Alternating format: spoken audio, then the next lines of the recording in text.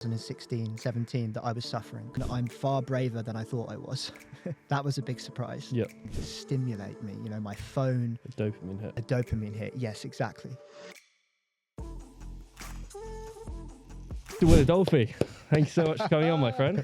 Thanks for having me, guys. It's really Awesome. I'd love to start this off just saying, can you tell everyone a bit about you, a bit about your story?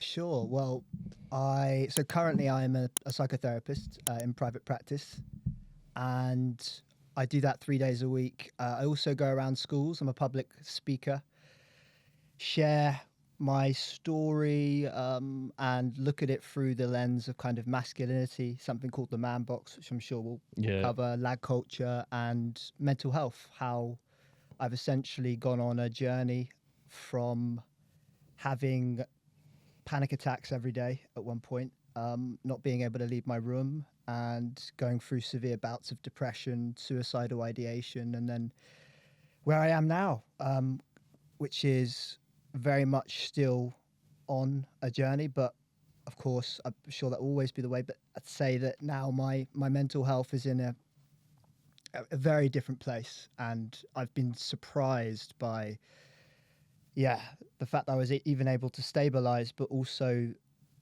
the joy, I think, that has started to come into my life, and just the excitement and the love of life. And so I'm there to ultimately share that. And that's me professionally. Obviously, there's a personal side as well. I love jiu-jitsu and dance. Oh, really?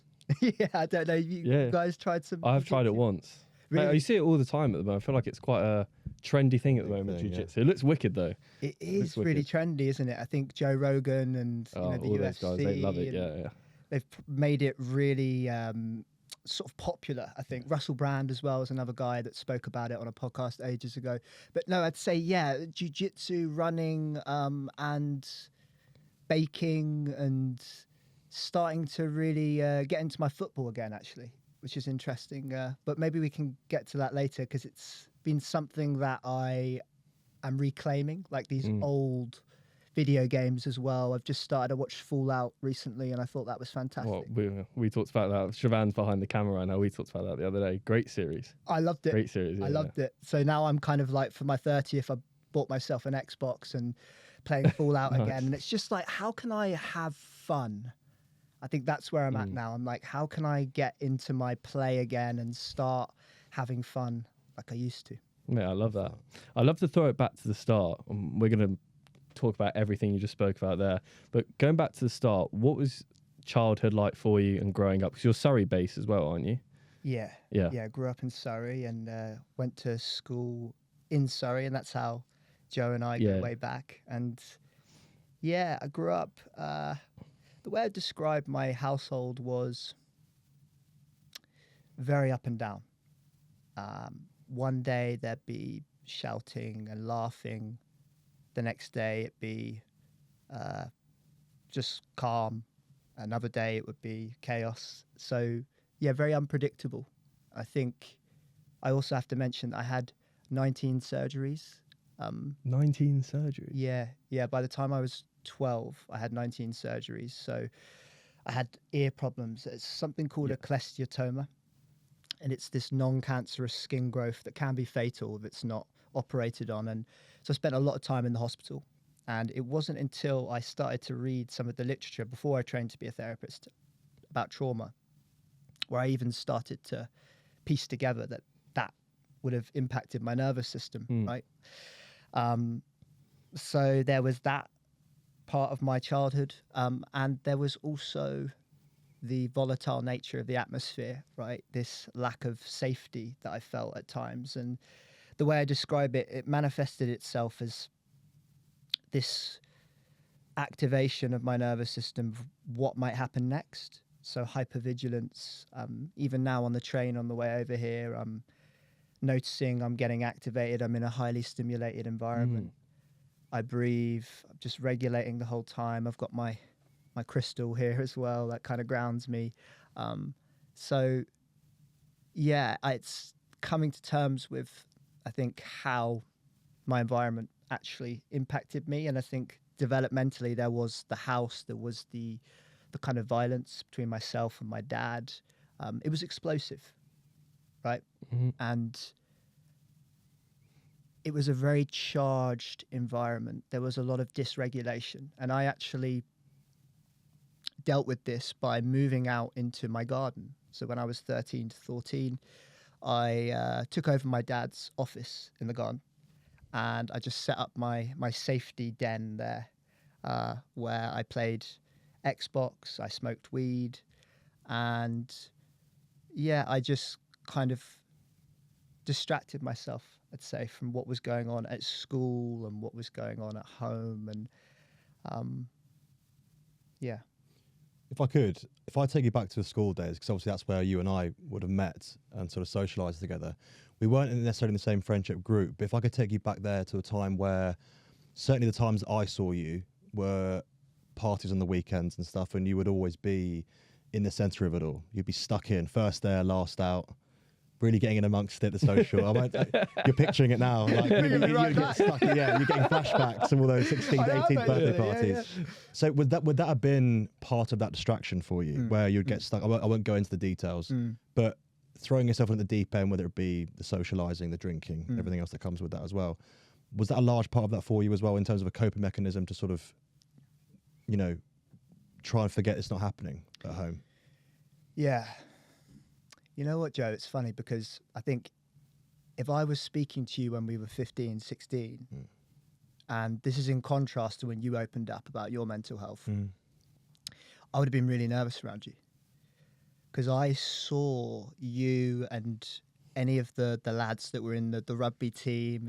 I really liked you guys and I wanted to be friends with you. And that's why I think I was trying to impress you and everyone by running into walls and, doing the drinking.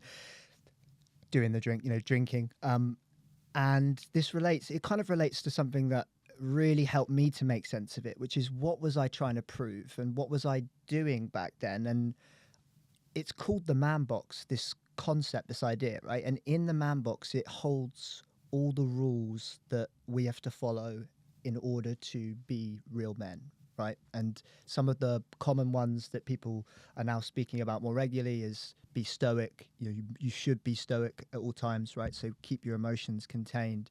But there was another one as well, be strong, be a protector, be a provider. These are the ones that people tend to talk about quite a lot. But I realized that given my frame at that time, I didn't really feel like I matched the mold for a rugby lad. So one thing I felt like I did have was banter, right? Or being a nutter, let's say. And that's my word. I'm using that word to, I guess, critique my former self. But I did run into walls, and that's dangerous. Very dangerous. Yeah, and there were times, Joe, where I tell this one story where I was at a nightclub in Guildford on a Monday night. Yeah, I know the name that we're thinking of, MNG, to anyone that was clubbing back then.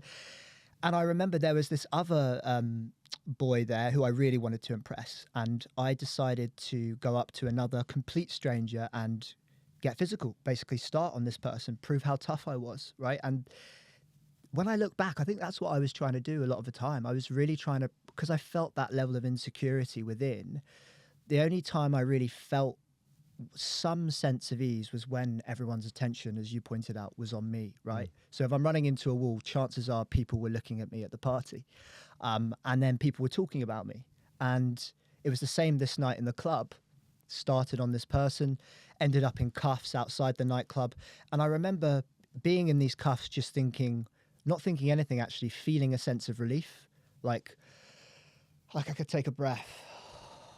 Like, wow, look. And then years later, I hear something.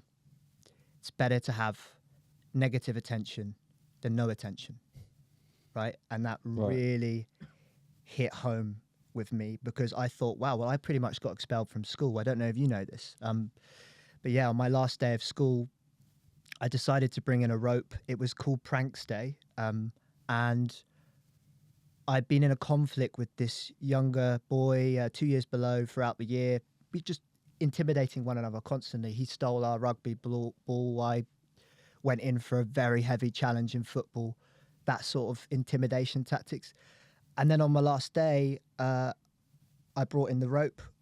I got everyone from my year to come in, and we were just going to tie this boy up. And as I say it now, it sounds really shocking. And when I say it to the students at school, they also feel shocked. And I was lucky that one of his friends, came in, diffused the situation. And I also said a racist slur to the guy that came in. The school were done with me by that point. Luckily, no one got physically hurt on that day severely. It wasn't until 10 years later, I'm going through recovery, right? And I joined a 12-step group, and that was my first moment of working on myself, let's say, going inward. This is 4 years ago now. And I'm going through my inventory, which is step 4, right? You write down every resentment that you've ever had, every fear you've ever had, every harm. I know it's very sensitive. We get every harm I've ever been involved with. And it was in that moment with my sponsor where I really started to come to terms and access the guilt from that day and some shame. And yeah, it was really powerful. And it took me that long because it just felt so normal. Like it was for banter.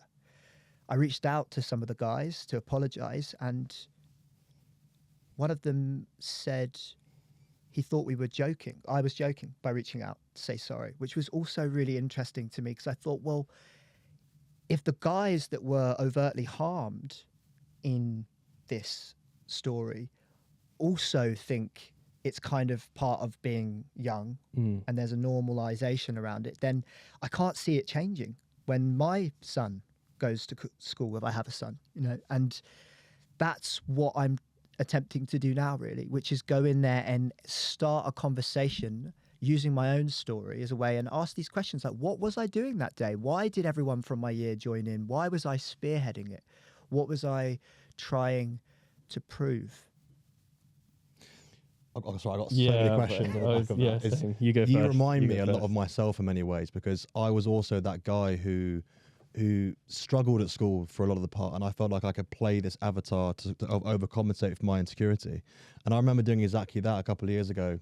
I was listening to a podcast, whatever I was listening to, and on the back of it, I thought I need to message these people who I was really nasty to at school. And it really didn't really click until genuinely my late 20s, mid to late 20s. I thought I was a dick to some people at school. Whether I meant to do it or not, I really hurt some feelings. And when I did so, some of them got back to me and said, mate, like I don't remember it. Some of them got back to me and said, wow, like, I was really unexpected, but thank you so much for apologizing. How did it make you feel going back to that same person and sending those messages to the people that you might have hurt at school? How did it feel to do that? It was scary. Yeah, it is. Yeah, it was scary, and it felt like I wanted to acknowledge it in some way. I wanted to say that I see what I was a part of in some way, and I wanted to share that there is something going on within me that is called guilt or shame. And one way of thinking about it is, I love this description of negative emotions. And for those that are listening, I'm doing a bunny rabbit. What do you call that? Inverted commas. Inverted commas, yes. Yeah, there's this guy called Marshall Rosenberg who created nonviolent communication. And it's a real incredible way of having courageous conversations with people. So if you get activated by a friend or something and you feel like you want to have that sort of conversation with them, but it's really scary, right? You don't really know how to have it because we're not taught how to have these conversations. And if we've grown up in an environment where there's been lots of conflict at home, then we're going to be really scared of having a conversation where we express how we feel in regards to someone else. So he talks about feeling a sweet bad, right? And what I mean by that is I didn't want to be paralyzed by shame after what had happened. And this is just one moment that I look back on, and with this sense of regret, I don't want to be paralyzed with shame, but I want to feel some level of guilt or shame. But if it's a sweet bad, then the level to which I'm feeling it is not overwhelming. So it's guiding me, right? It's actually a signal from me, or if you're spiritually inclined, my higher self, saying, hey, that path that you're on, that's not where you need to go. Mm-hmm. You need to go over here. But I can only receive that guidance if I'm in tune with the feeling and feeling it. And so as I'm writing this book as well about my experiences growing up and going into what is now being called the manosphere, it's a cathartic experience, because I'm going back, like you said, and even reaching out to these other people that were involved. It does bring up the feeling, but I know that if the feeling comes up and it's going to guide me, then I will feel it. I need to feel it. Love that. Mate, I just want to touch on the manosphere. I know we're going to talk about it later. I'm just so interested by it all. Yeah. What's the actual definition Yeah. of manosphere for people listening? Right. So it's a phrase being used now. It's an umbrella term to describe a collection of spaces online that have some correlation to men's rights. Mm-hmm. However, these spaces are very fragmented. There is a through line, I would say, but these are spaces that are being called pickup artist spaces. There's the Red Pill community. There's Andrew Tate in there, a figure that I'm sure a lot of your listeners have heard of. Mm-hmm. There's incels, which is called involuntary celibate. And again, they all take up different sort of spaces. They have different views on the world. Mm-hmm. It's not like each community agrees. And you're looking at forums, you're looking at influences. So it's a complex term to understand. But one thing I will say, as someone who has been kind of immersed in some of the content that's now being called manosphere content, is that I think what pulls it together is that it becomes like a container for men that are carrying a lot that's unresolved within them. And I could put forward why I think that's the case, right? We've mentioned the repressing of emotions. And it becomes a container for them to express that resentment, right? Towards women, towards the world, fundamentally, towards political correctness, or what is being called wokeism. And so I had a lot of resentment within me towards the world for not recognizing at that time in 2016, 17, that I was suffering, because I was going through, suicidal ideation. It was at that point I mentioned at the start where I really couldn't feel like I could leave my room at one point. So understandably, there's a lot of boys and men that are in that space that are feeling confused about terms like male privilege, for example.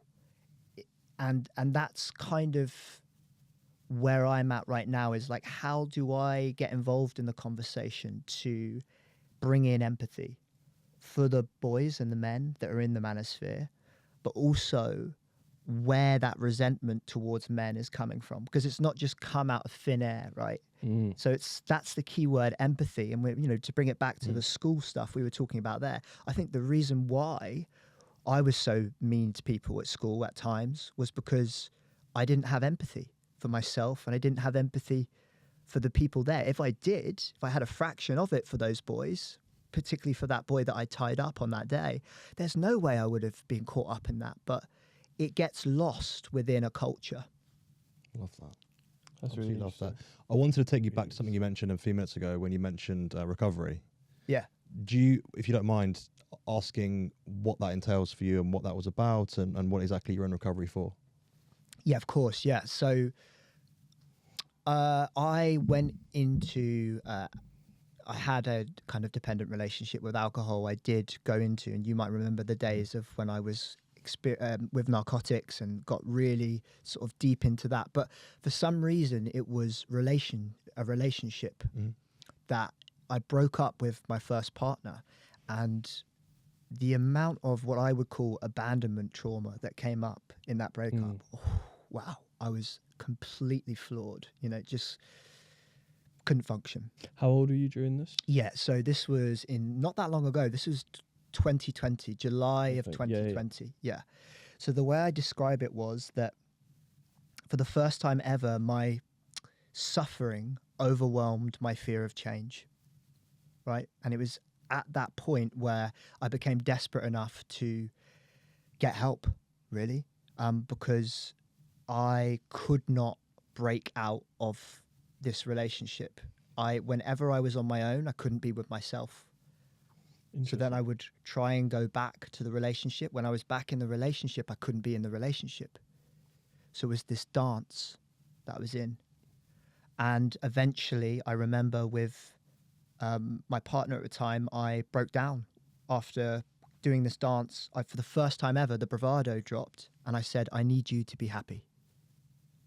It just came out. It's the most truthful thing I'd say, right? I need you to be happy. And it was at that point that I realized something. I was like, oh my goodness, wow, wow, I said it. I said it out loud, right? Yeah. And I was very fortunate to have a brother at the time, a best friend of mine, and my actual brother as well, who was incredible. But my best friend, who's also my best friend now, but he said, it sounds like you need to go away and spend some time on your own. And I thought, ooh, that's scary. Spend some time with me?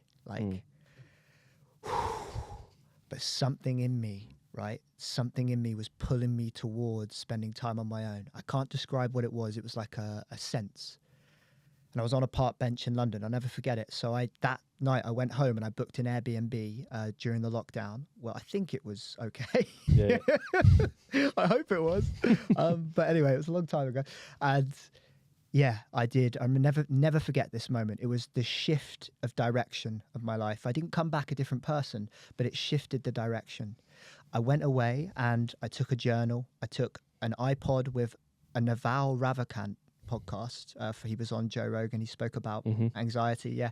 And I had that on repeat. And then I took a journal and I put my phone and my laptop down. That was the key.